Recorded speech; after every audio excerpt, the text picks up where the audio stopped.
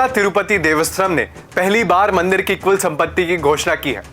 Media reports के मुताबिक शनिवार को श्वेत पत्र जारी कर दिया गया था, जिसमें बताया गया था कि मंदिर का करीब 5,300 करोड़ का 10.3 टन सोना और 15,938 करोड़ नगद राष्ट्रीयकृत बैंकों में जमा है। मंदिर की कुल संपत्ति 2.26 लाख करोड़ रुपए की है। 2019 के बाद से सोना और नगद में हुई वृद्धि।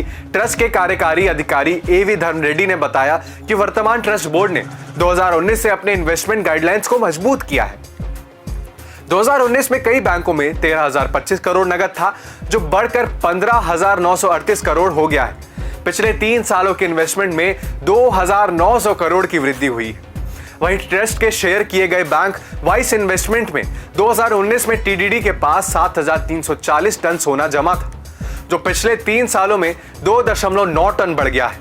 आंध्र सरकार की सिक्योरिटीज पर फंड इन्वेस्ट करने का दावा टीडीडी ने कुछ सोशल मीडिया रिपोर्ट्स को गलत बताया, जिसमें दावे किए जा रहे थे कि ट्रस्ट के चेयरमैन और बोर्ड ने फंड आंध्र प्रदेश सरकार की सिक्योरिटीज पर इन्वेस्ट किया है।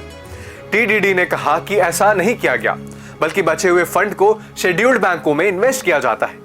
एक प्रेस रिलीज जारी कर ट्रस्ट ने कहा कि श्रीवारी के भक्तों से अनुरोध है कि वह इस तरीके के झूठे प्रचार पर विश्वास ना करें। बैंकों में जमा किया गया नगद और सोना का इन्वेस्टमेंट बहुत ही पारदर्शी और सही तरीके से किया जाता है।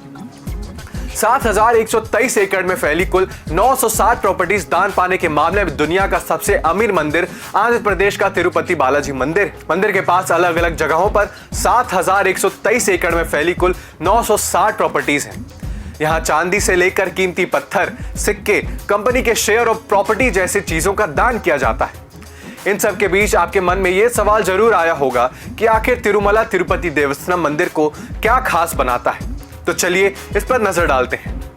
दक्षिण भारत के सभी मंदिर अपने भव्यता और सुंदरता के लिए मशहूर हैं, लेकिन तिरुपति बालाजी मंदिर सबसे ज्यादा लोकप्रिय है। तिरुपति बालाजी का मंदिर आंध्र प्रदेश के चित्तूर जिले में है। इस मंदिर को भारत का सबसे धनी मंदिर माना जाता है, क्योंकि यहाँ पर रोज करोड़ों रुपए का दान आता है। इसके अलावा भी बालाजी मंदिर से जुड़ी कई बातें ऐसी हैं जो सबसे अनोखी हैं। आइए उन खास बातों को देखते हैं। यहाँ बालों को दान किया जाता है। मान्यता है कि जो व्यक्ति अपने मन से सभी पाप और बुराइयों को यहाँ छोड़ जाता है, उसकी सभी दुख देवी लक्ष्मी खत्म कर देती है। इसलिए यहाँ अपनी सभी बुराइयों और पापों के रूप में लोग अपने बाल को छोड़ जाते हैं। भक्तों को नहीं दिया जाता तुलसी पत्र। सभी मंदिरों में भगवान को चढ़ाया जाता तुलसी पत्र बाद में प्रसाद के रूप में भक्तों को दिया जाता है। अन्य वैष्णव मंदिरों की तरह यहाँ पर भी भगवान को रोज तुलसी पत्र चढ़ाया जाता है, लेकिन उसे भक्तों को प्रसाद के रूप में नहीं दिया जाता। पूजा के बाद उस तुलसी पत्र को मंदिर परिसर में मौजूद कुएं में डाल दिया जाता है। भगवान विष्णु को कहते हैं वेंकटेश्वर। इस मंदिर के बारे में कहा जाता है कि यह मेरू पर्वत के 7 शिखरों पर बना हुआ है। इसके 7 चोटियां शेषनाग के 7 फनों का प्रतीक करती हैं। इन चोटियों को शेषाद्रि, नीलाद्रि, गरुड़ाद्रि, अंजनाद्रि, वष्टाद्रि, नारायणाद्रि और वेंकटाद्रि कहा जाता है। इनमें से वेंकटाद्रि नाम की चोटी पर भगवान विष्णु विराजित हैं और इसी वजह से उन्हें वेंकटेश्वर के नाम से जाना जाता है। मंदिर में बालाजी के दिन में 3 बार दर्शन होते हैं। पहला दर्शन विश्वरूप कहलाता है, जो सुबह के समय होता है। दूसरा दर्शन दोपहर को और तीसरा दर्शन रात को होता है। भगवान बालाजी की पूरी मूर्ति के दर्शन केवल शुक्रवार को सुबह अभिषेक के समय ही होता है। भगवान बालाजी ने यही दिए थे रामानुजाचार्य को साक्षात दर्शन।